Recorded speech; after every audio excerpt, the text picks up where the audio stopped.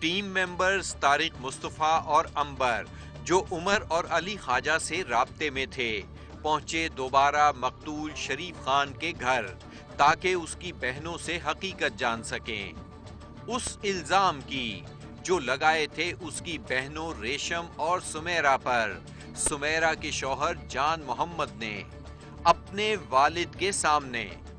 ये खोखर टाउन लाहौर में उसी मकतूल शरीफ खान का घर है और ये हैं उसी घर के मकीन।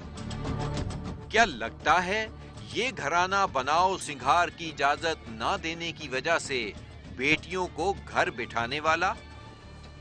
आपकी दो बहनों की शादियां हुई थी उस घर में? हाँ जी, छोटी की भी और मेरी भी। शुरू से उनका रवैया ऐसा था आप लोगों के शुरू साथ? से ऐसा नहीं था।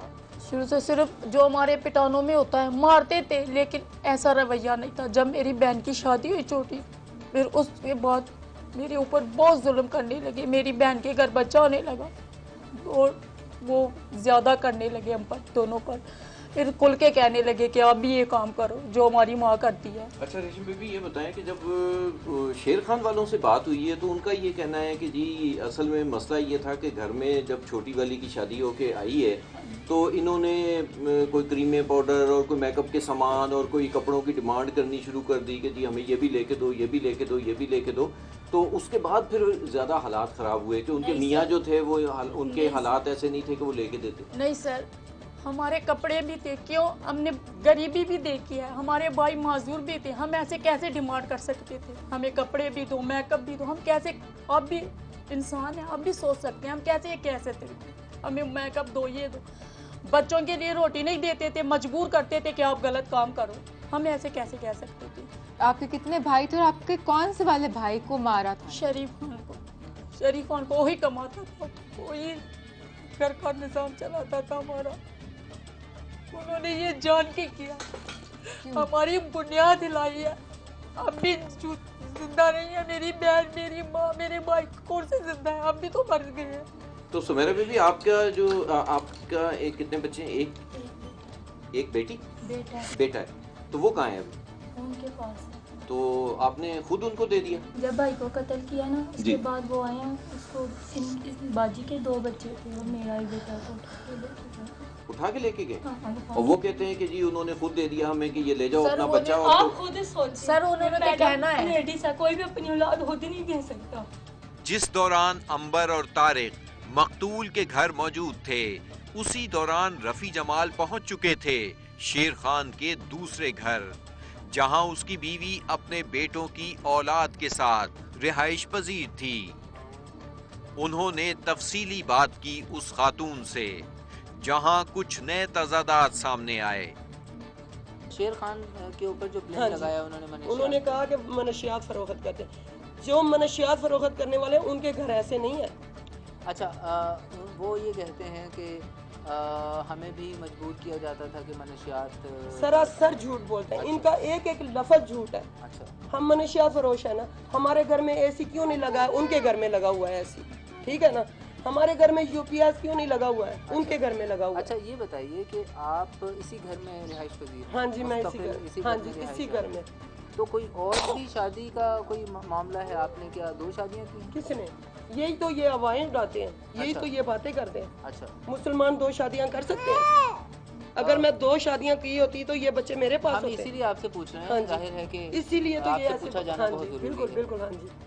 यूं अपनी तमाम तर काविशों के बाद एसआईटी टीम मेंबर्स कुछ नए इंकिशाफात के साथ वापस पहुंचे मीटिंग के लिए ऑफिस। अंबर और तारिक, आप दोनों की मकतूल की 2 बहनों से मुलाकात हुई थी, उसमें उन्होंने क्या बताया? वो उस दिन अपने भाई के साथ जा रही थी, कहाँ जा रही थी? वो भी सुबह 9 बजे। सर, रेशम ने एक सवाल के जवाब में मुझे ये बताया था कि वो उस रोज अपने भाई के साथ मौजूद थी, मगर ये नहीं बताया कि वो कहाँ जा रही थी। और यही वजह है कि मुझे उस दिन उनकी वहाँ मौके पे मौजूदगी के बारे में थोड़ा शक है। आप देख सकते हैं उन्होंने क्या कहा था। ये तो हमें नहीं पता, क्यों हम बाहर कभी निकले भी नहीं। घर में सिलाई करते हैं, पेंडे साफ करते हैं, हम घर में ही काम करते हैं, बाहर निकलते नहीं, हमें इतना पता भी नहीं है। अच्छा, ये बताएं कि आप दोनों उस दिन भाई के साथ थी जिस दिन ये मर्डर हुआ है, यूनुस ने जो मर्डर किया है? हाँ जी, शाजिया भी साथ थी मेरी बहन। नहीं तो क्या हुआ था, वाकया क्या हुआ था? उन्होंने बताया कि वो खुद लड़ने के लिए गए थे और इसकी वजह से उन्हें मारा वो गया। अकेला था, मेरा भाई अकेला था, वो 9 जने, उनके चाचे। मेरा भाई कैसे लड़ सकता था? आप भी सोचे सर, मेरा भाई कैसे लड़ सकता था? क्यों? उसके बहन ज्यादा थे, वो कभी लड़ाई के लिए सोच भी नहीं सकता था कि मैं लड़ाई कर। सर, ये इनकी बातों से लगता है कि मामला प्री प्लान्ड था और बिल्कुल अचानक नहीं हुआ।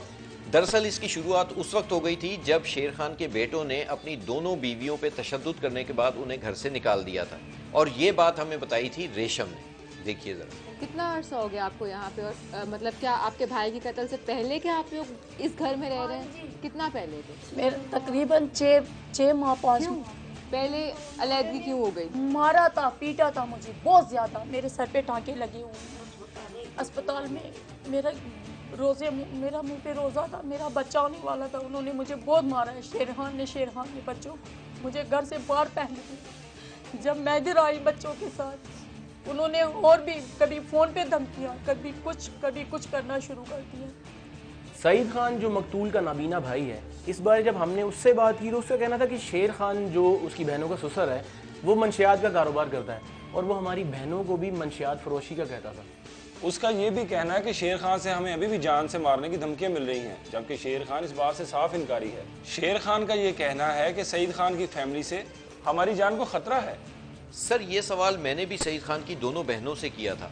बातें करते हुए उन्होंने अचानक शेर खान की बीवी के मुतालिक कुछ शुबहात का और कुछ शकूक का इजहार किया था।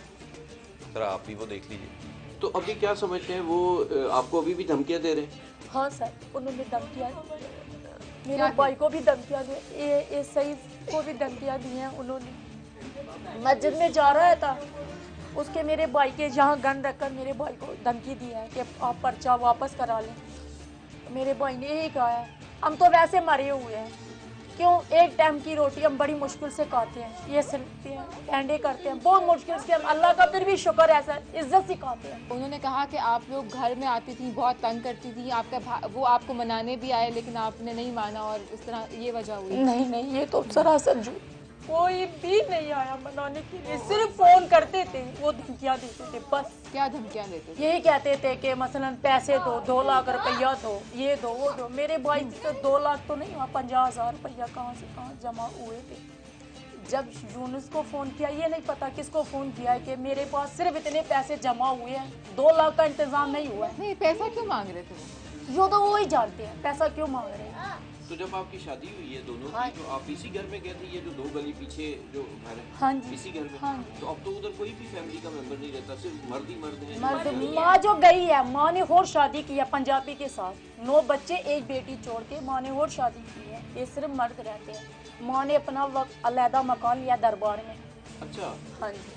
तो ये जो मियाँ शेर खान इसको छोड़ गई है? इनको छोड़ गई है, आती है कभी आती है यहाँ भी। अच्छा, पिटानों में सर ये नहीं होता था, मैंने ये पहली दफा देखा है। हमारे पिटानों में कत्ल किए हुए हैं, हमारी औरतें कभी भी गलत। मेरा है कोई मुसलमान में ये होता ही नहीं है कि 9 बच्चे छोड़कर, ये बेटी छोड़कर, 10 बच्चे छोड़कर कोई ऐसा काम करे, ये तो कोई मुसलमान से नहीं होता है। अच्छा, अभी आपने ये भी बताया था कि आपकी जो सास थी वो भी मंशियात का काम करती थी और आपको भी कहा जाता था कि वो काम करो। एक औरत कैसे ये काम करती थी?